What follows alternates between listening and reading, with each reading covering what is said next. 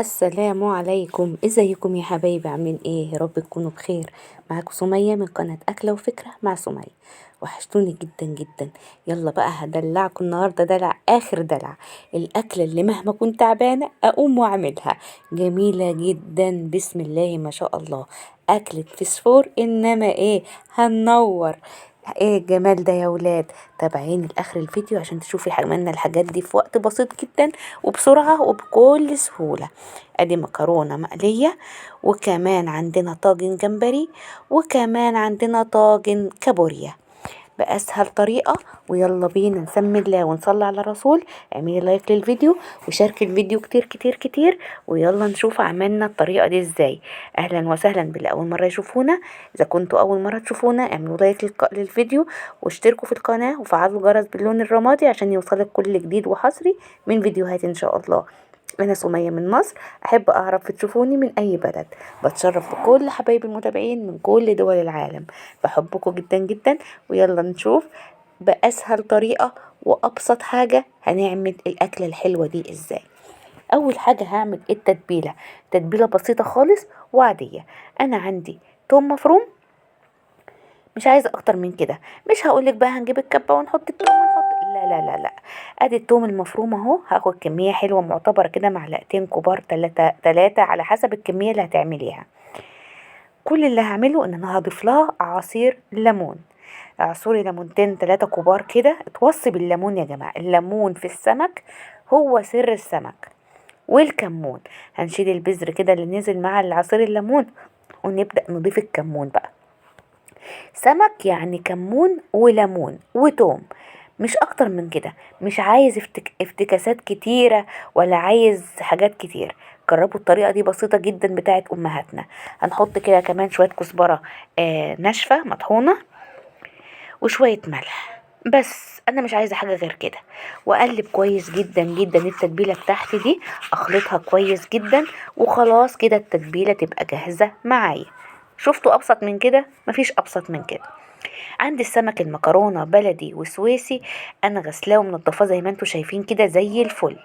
هملحه بقى كده وحدقه من جوه ومن بره بالتتبيله بتاعتي. السمك ده بيبقى تحفه يا جماعه، في وشه كتير وجميل جدا في القلية، بيبقى عامل زي الجمبري. بصراحة بصراحة طعمه حلو جدا. دي تشكيلة كده من السويسي والبلدي. هملحه كله بنفس الطريقة، ويبقى كده معانا السمك ده جاهز على القلية. يلا بقى زينوا التعليقات بالصلاة والسلام على الحبيب صلى الله عليه وسلم. يلا بقى هنشوف هنعمل ايه تاني. عندي فلفل الوان وقرنين شطة حرقين حلوين كده، ومقطعاهم زي ما انتوا شايفين كده طرنشات او شرايح زي ما بيقولوا. ومعايا بصل برضو شرايح، وطماطم شرايح. يبقى بصل وطماطم وفلفل الوان. بس مش عايزة اكتر من كده. هجيب ايه بقى تاني للتتبيلة الحلوة دي؟ دي الخلطة اللي هعمل بيها الجمبري والكابوريا في طواجن في الفرن. هجيب بقية التتبيلة بتاعتي وهنزلها بقى كده على الخضار بتاعي. شفت بقى انا كترت التتبيلة ليه؟ بعد كده هجيب برضو شوية كمون وشوية كزبرة ورشة ملح بسيطة عشان الخضار كتير شوية.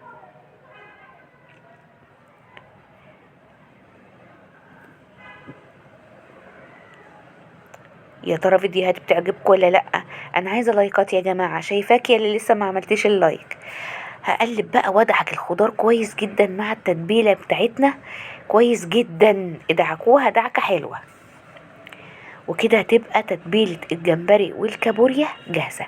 هتاكلي احلى صوص من التتبيلة دي، بجد بجد تحفة. وهنعمل جنبهم شوية رز بالصيادية، بس انا ما صورتش رز بالصيادية، عملناه قبل كده كتير. معايا هنا الجمبري حجم حلو كده، منضفاه وشايله سلسلة الرمل من الظهر.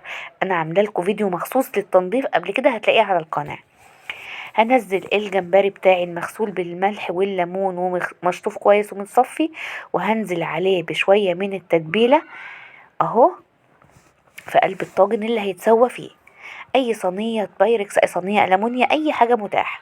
وهحط معلقتين صلصة، وهقلب كله بقى كله كده مع بعضه. في ابسط من كده؟ مفيش ابسط من كده. هتلاقوا على القناة فيديو وفيه كمان شورتس موجود بتنظيف الجمبري بس، عشان كده انا ما نضفتوش معاكم. كده طاجن الجمبري جاهز انه يدخل الفرن. هحط شوية تتبيلة كده خضار على الوش، وهمسحه وهدخله الفرن. مش هياخد 10 دقايق، ما بياخدش وقت الجمبري خالص. نيجي بقى للست كابوريا هانم. انا جايبه كابوريا نتي حلوه كده وغسلاها، بتشيل الحته اللي من تحت دي، وبنضفها كويس واغسلها اكتر من مره علشان الرمل. اتاكدي ان ما فيهاش اي حاجه، بغسلها اكتر من مره. وبقت معايا زي الفل. زي ما انتوا شايفين النتي دي بتبقى فيها بطاريخ وملحمه كده، وبتبقى جميله من جوه مش عظم بس. عندي التتبيله اللي فاضله اهي. هجيب الصينيه اللي هعمل فيها الكابوريا، وهنزل فيها بشوية التتبيلة كده نصها تقريبا، افرشها كده وهرص الكابوريا بتاعتي عليها. يا جماله يا جماله، ايه الجمال ده. وهجيب بقى التتبيلة الخضار بتاعتي وهنزلها على وش الكابوريا بس، وخلصت كده الكابوريا. شفتوا اسهل من كده؟ وهدخل على الفرن مع الجمبري برضو، هي 10 دقايق ربع ساعة بالكتير وتبقى كله جاهز. حط لها بس نص كوباية مية او فنجان مية صغير، وهدخلها الفرن. هاجي بقى اقلي السمك على ما الجمبري والكابوريا يستووا. هجيب كيس كده وهنزل عليه بكوباية من الدقيق. مش عايزة اكتر من كده. وهتبل بقى السمك بتاعي اهو، عفره كده بالدقيق. شرب التتبيلة وبقى ايه خيال. طبعا عندي زيت محطوط على النار، هعفر السمك كله واروح على الطاسة على طول اقلي السمك بتاعي. طبعا كلنا بنقلي السمك، وكلنا عارفين بنقلي السمك ازاي، مش محتاجين يعني افتكاسة. المهم يكون الزيت سخن والنار وسط، علشان انا بحبه مقرمش شوية. هسيبه بقى لغاية ما ياخد لون حلو، وابدأ اقلبه على الوش التاني.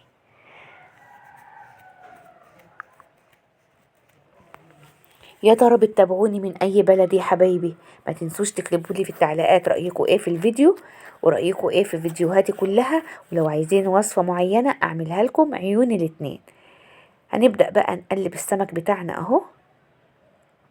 انا بحبه مقرمش يا جماعة، عشان محدش يقول ده اتحروق ولا لا، انا بحبه متقرمش. انا بحب السمك مقرمش، المقلي بالذات ما باكلوش الا قليل قوي، ولازم اخليه مقرمش ومتحمر كويس.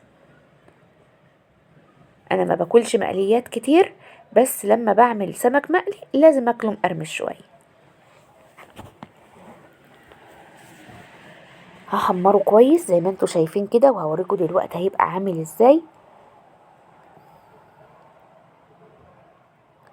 وبعد كده خلاص السمك اتحمر معايا، هبدأ اطلعه على مناديل مطبخ كده على طبق، عشان يتشرب من اي زيت فيه.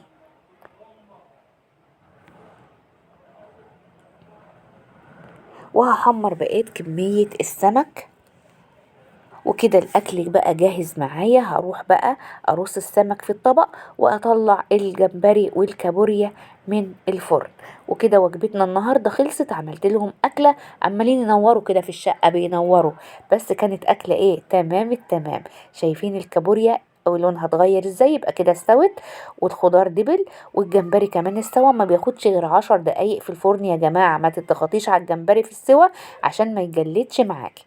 وكلي احلى جمبري وكابوريا وسمك مكرونه. يلا بقى اسيبكم واروح اسأز، واشوفكم ان شاء الله في فيديو جديد من قناه اكله وفكره مع سميه. ما تنسوش اللايك والشير والسبسكرايب، وتصلوا على النبي في التعليقات، وتقولوا لي تعليق جميل منكم كده. واشوفكم ان شاء الله في فيديو جديد في رعايه الله.